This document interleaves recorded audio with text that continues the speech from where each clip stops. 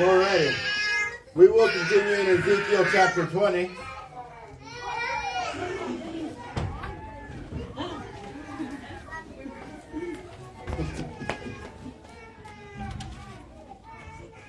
We'll be picking up in verse 7. We'll be continuing, the elders will be continuing getting their history lesson. They'll be getting some good stuff today, and we'll kind of see how some patterns were repeated by them from even those that were back in the wilderness. But we'll be getting more and more into that.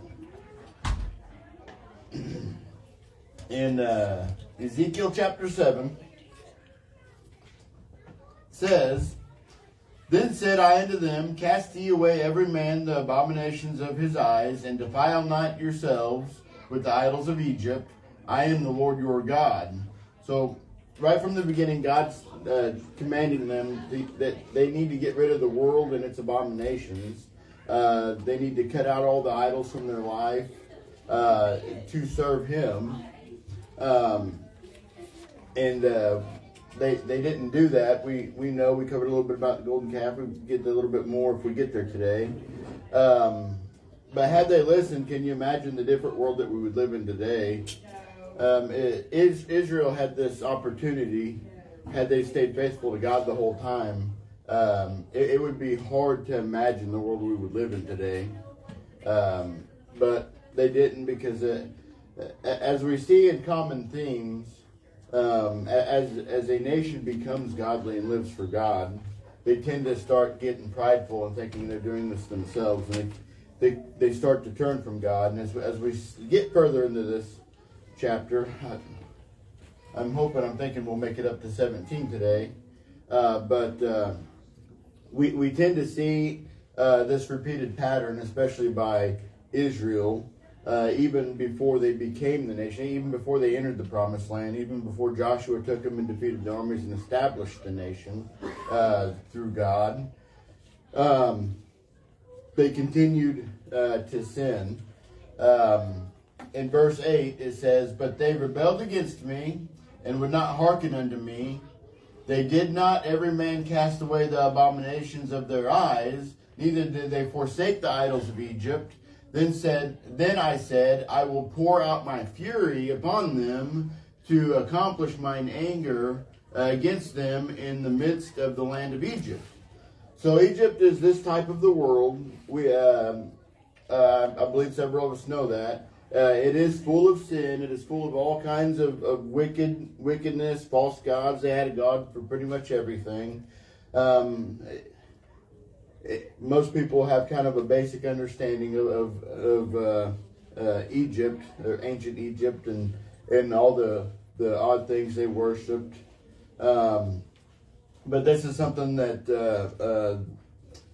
God wanted His people to cast out, to get rid of, as He was taking them out of the land of Egypt, because He knew exactly what would happen, what would come of that, and they would continue to desire that would continue to keep them separated from Him, and everything that He wanted to ordain and give them.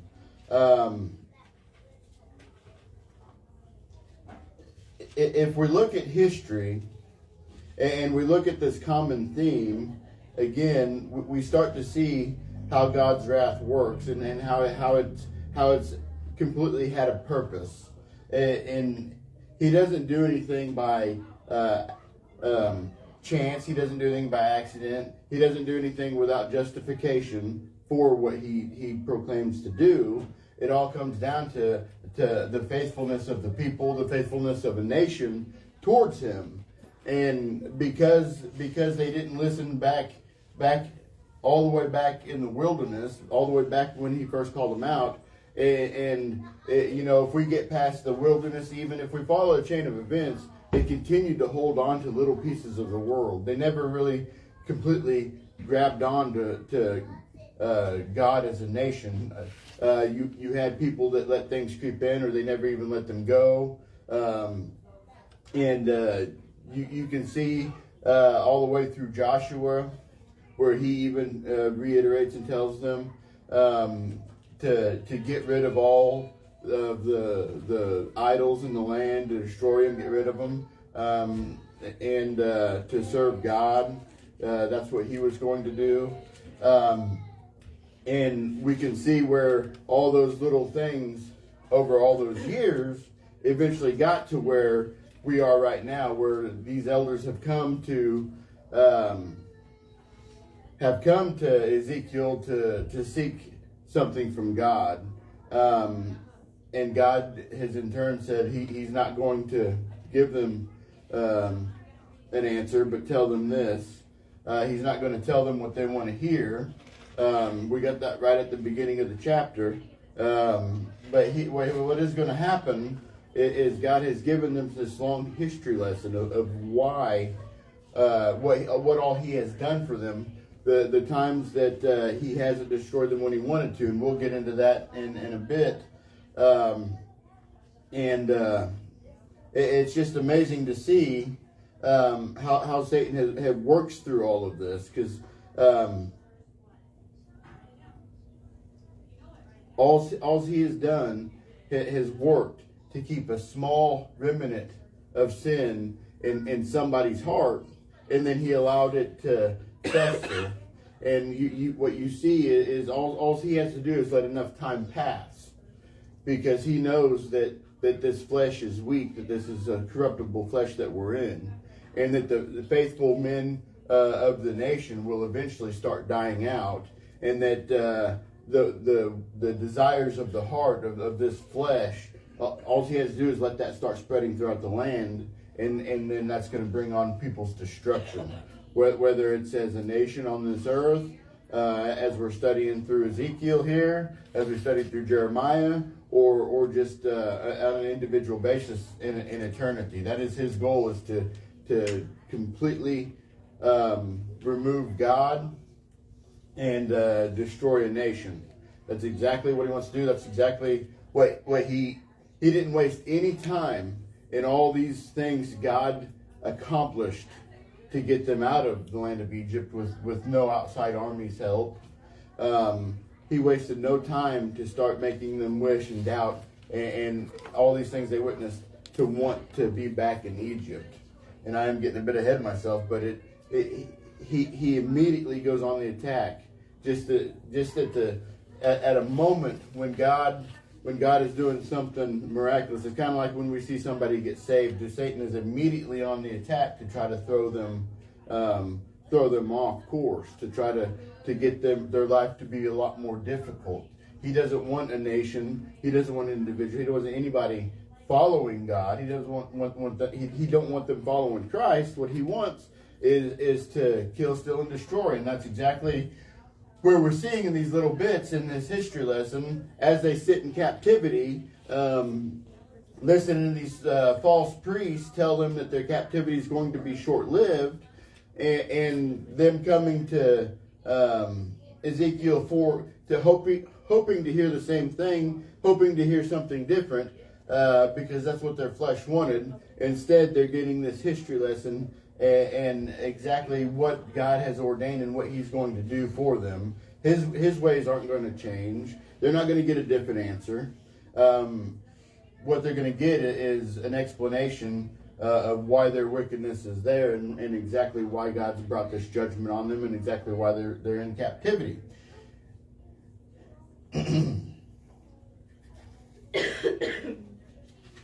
Moving along, and so in verse 9, it says, "But I wrought for my name's sake, that it should not be polluted before the heathen, among whom they were, in whose sight I made myself known unto them, in bringing them forth out of the land of Egypt."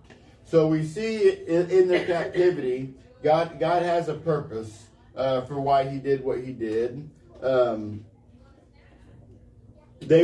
Not every one of them was exactly faithful. We know that if we've read or looked at the book of Genesis. We saw when Moses came back, a lot of them were still in doubt.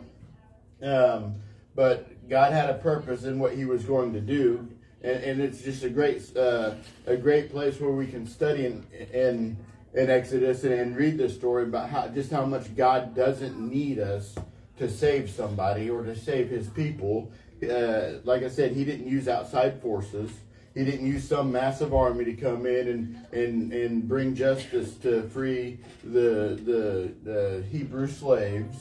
What he did was he used the 10 plagues.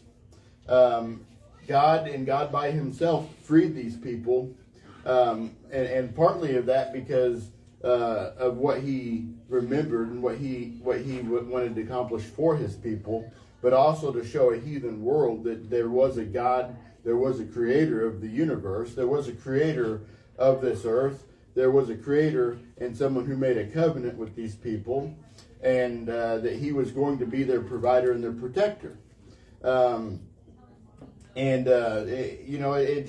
It goes to show that the 10 plagues weren't just some small confined event that the Jews and the Egyptians witnessed. This was a huge event. If we look back and at what we've studied about the destruction of Judah and how passers-by and nations would look in awe that a nation of Judah would be destroyed like that, and just be shocked they would turn their back on a God that they knew had the ability to destroy their enemies and destroy them, and they didn't hold on to that faithfulness in him, and they didn't trust him, a God that literally provided everything and protected them, the only God that ever existed, because their gods never did anything for them. They were just like that, the same world, the same type of scenario as passers-by or surrounding nations took witness. That this is something that would have spread throughout the land. This is something that would have been noticed. Catch people's curiosity to come check out what's going on, because Egypt, being this powerful nation, wasn't going to just one day decide, oh yeah, no, we're going to set everybody free and we're going to continue building everything on our own. We don't need them anymore. That wasn't something that was going to happen. Had that happened that way and they're willing to do that, there would have been no need for the 10 plagues. But that's exactly the way it went. God is showing himself to this world. He's showing himself to the people, to his people at this point that was in captivity, and setting them free by his hand and his hand alone. And it goes to show us how the events of the Bible, God shows us this big event in Exodus, how he alone is going to destroy the enemies of Israel, with Egypt being a type of the world, and God setting his people free and saving them out of Egypt being a type of the world, and how we know that one day the same scenario, except it is actually going to be the world coming to destroy his people, and God by himself is again going to save his people and destroy the nations of the world, destroy these armies that think they're going to finally just eradicate Israel altogether. It's not going to happen. God has said it's not going to happen. God has said that he by himself will save his people. And so we can really see a good contrast right there as we read in Ezekiel from Exodus to Revelation, and God's ultimate purpose of keeping his promise he made to Abraham, Isaac, and Jacob, with keeping that covenant of him being their God and them being his people.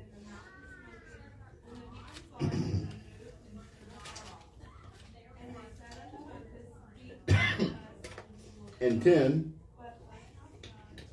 we'll see, it says, "Wherefore I caused them to go forth out of the land of Egypt, and brought them into the wilderness, and I gave them my statutes, and showed them my judgments, which if a man do, he shall even live in them." So Israel's time in the wilderness, it should have been short-lived, but because of their lack of faith, it was not.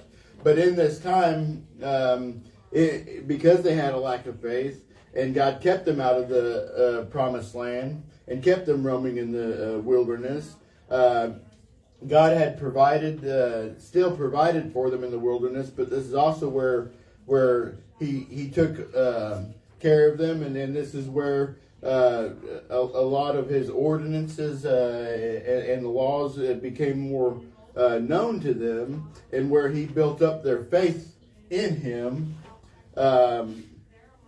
throughout this time. In 12 it says, "Moreover also I gave them my Sabbaths to be a sign between me and them, that they might know that I am the Lord that sanctify them." The Sabbath is a day that was given to them to not only show a special relationship to them that God had made with them, but also so that the world would take a continued witness of the God of Israel taking care of his people. Because there's should have been some smart enough people out there to see, well, the God of Israel takes care and provides for his people, but my God that I've prayed to my whole life never did anything for me. It really is pride that keeps people from God when you look at that in that perspective. At least it does to me, because when you see everything, when we see things that God has done for us, when we see things God has done for this world, and we know that it's God, we believe and we trust that it's God, the world sees it in their pride as coincidence, because their God has never done anything like that, and especially for a world that largely doesn't believe God exists, period, that they like to use this word coincidence. It's like my buddy that he was all about scientific explanations, but then asked for prayer as soon as his dad was in the hospital, but then went back to scientific explanation for everything, that God had nothing to do with it. Science and doctors and everybody saved him. It had nothing to do with God's intervention to try to wake him up. I believe God, on the prayers of people that prayed for his dad, brought him through it to try to give him an opportunity to come out of his ignorance and say, look, you asked for this thing. People prayed for your dad that's faithful to me. I heard them. Now's the time to look into what you asked for, and I fulfilled it. Instead, because he is so prideful and so much ingrained in there's a scientific explanation, or if science can't explain it, it's just coincidence, it's luck, it's chance. That's what he chased back after, and it's sad. But anyway, that's exactly where we're going. Going in back in this direction of where God had given them this for people to take witness, for them to realize that they have this special relationship, so God can sanctify them, which means to cleanse them, to purify them, to redeem them, to make them whole in Him, to show them that He is their God and He is their people, and He is their provider. But they need to obey and trust Him and seek Him. There is the world we live in today, and I know we've studied it, and I know it's the exact same thing, is that throughout all history, the thing that people tend to forget is that there's a but attached to the blessings God gives us, and it has to do with our faithfulness to Him. Without faith in Him, God ain't going to do nothing for you. That's right. That's what this world, and we have mega churches preach completely contrary to that. I know that's the common popular theme. Do what you want. God, Jesus loves you too much to do anything bad to you. But I believe everybody in here knows better than that. I believe everybody in here understands that there's contingencies to God's faithfulness to you, and to provide for you, to protect you, and to give you strength to get through bad situations. Amen. Because bad things are going to happen to us. Yes. Jesus said there would be. But strength in Him and trust in Him, faith in Him, lifts us up and helps us get through those. That's right. What does the world commonly do? They try to run after their own answer. They don't keep that faith. They don't keep that hope in Him. And that's where a lot of these churches are failing. I call them churches. There's something, but they fail their people when they preach that Jesus is nothing but love, they don't preach that you have to have faith in Him and trust in Him, hope in Him, because if you don't, there's a downside to that, and it's His judgment and His wrath. That's what this world is lacking.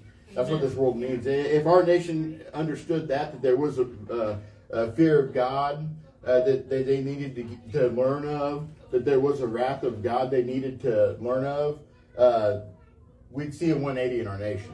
But people don't believe it. They're not scared of it. There is no fear of the Lord there anymore outside of a remnant of people.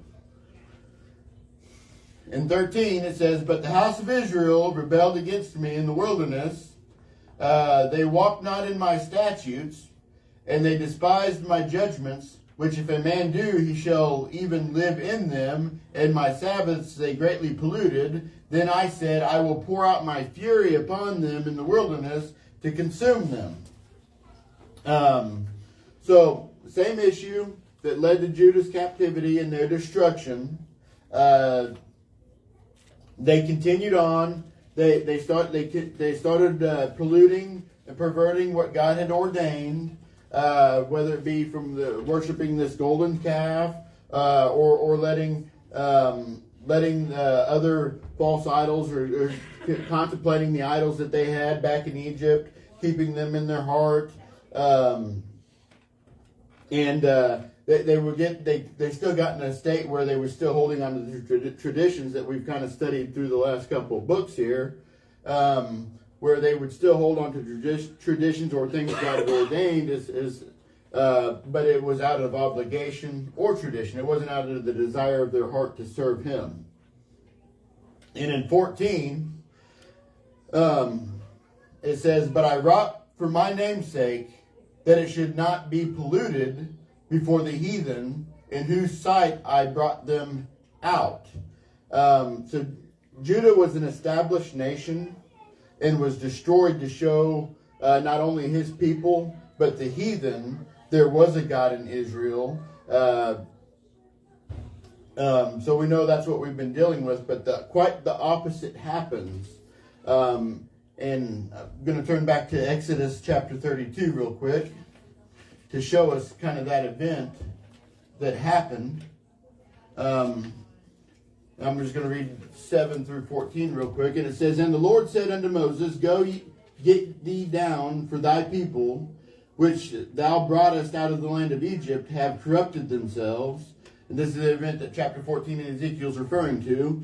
They have turned aside quickly out of the way which I commanded them. They have made them a molten calf, and have worshipped it, and have sacrificed thereunto, and said, These be thy gods, O Israel, which have brought thee up out of the land of Egypt. And the Lord said unto Moses, I have seen this people, and behold, it is a stiff-necked people. Now therefore let me alone, that my wrath may wax hot against them, and that I may consume them, and I will make of thee a great nation.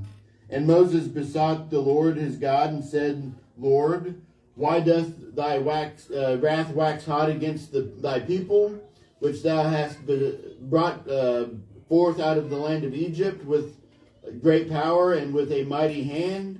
Wherefore should the Egyptians speak and say, For mischief did he bring them out, to slay them in the mountains, and to consume them from the face of the earth? Turn from thy fierce wrath, and repent of this evil evil against thy people. Remember Abraham, Isaac, and Israel, thy servants, of whom thou swarest by thine own self, and saidst unto them, I will multiply your seed as the stars of the heaven. And all this land that I have spoken of will I give unto your seed, and they shall inherit it forever. And the Lord repented of the evil which he thought to do unto his people. So the opposite of what we see taking place in Judah right now that we've been studying took place. God wanted to destroy them all the way back then because of their wickedness, because of their evil, but Moses intervened and spoke with the Lord and asked him. He pleaded with him not to destroy these people, even from back then. for Moses' sake, for the sake of showing the world that there is still a God in Israel, that there is still a God of those that set them free. He didn't do it to just bring them out because he wanted to be the one to slaughter them, but that he was going to provide for them. So purely just to show the world, he spared his people, just to show the world that there was a God that did this, all these things to bring them out of the land of Egypt and to make them a powerful nation. And he turned from wanting to destroy them. And we saw that with Nineveh. Also, God repented of the evil he was going to do towards them.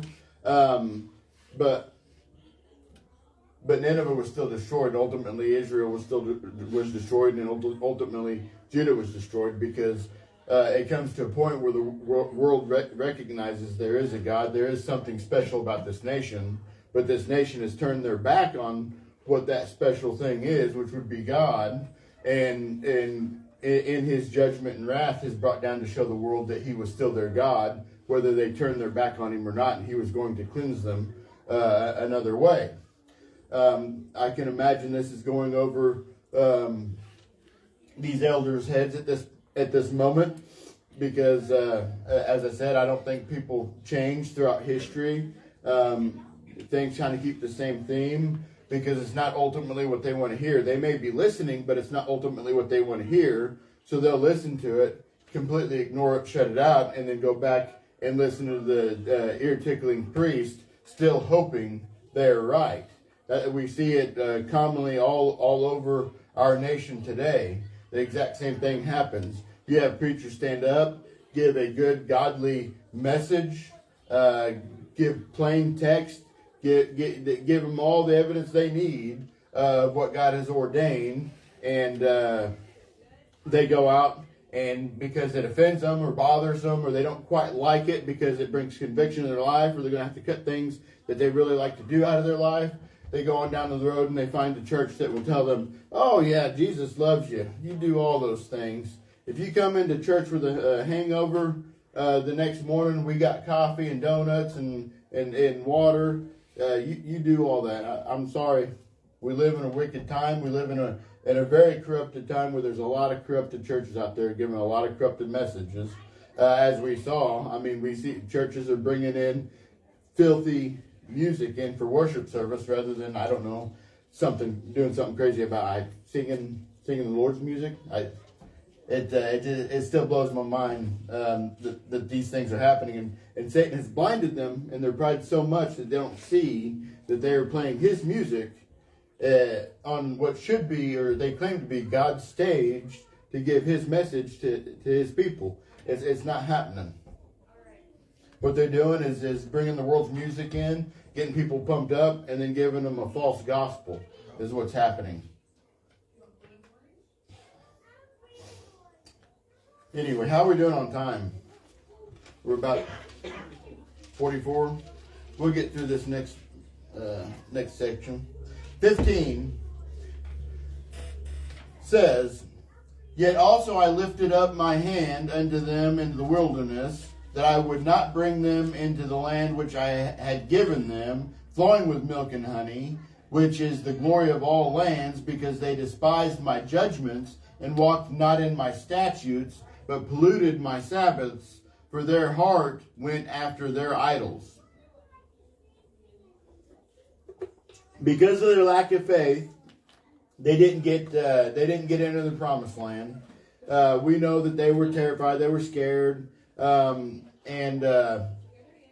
because of that, they got to wander in the wilderness for 40 years.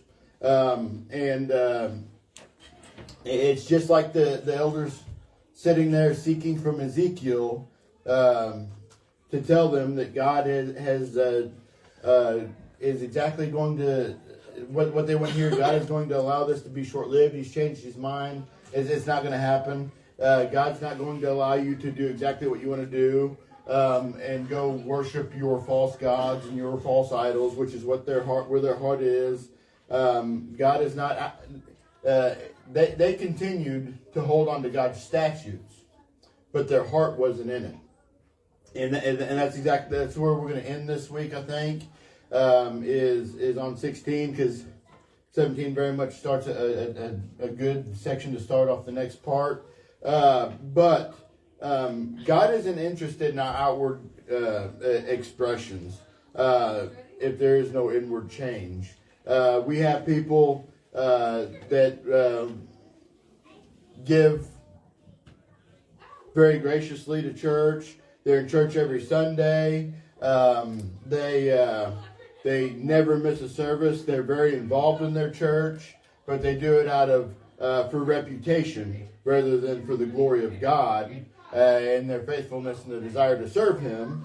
And because of that, they might as well be doing nothing for Him.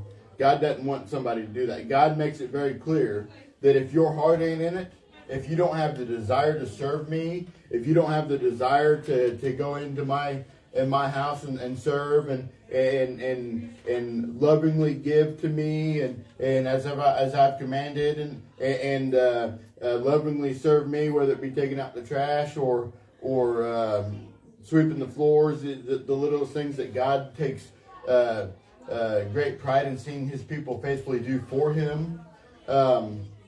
The little things to the great thing, to the biggest things.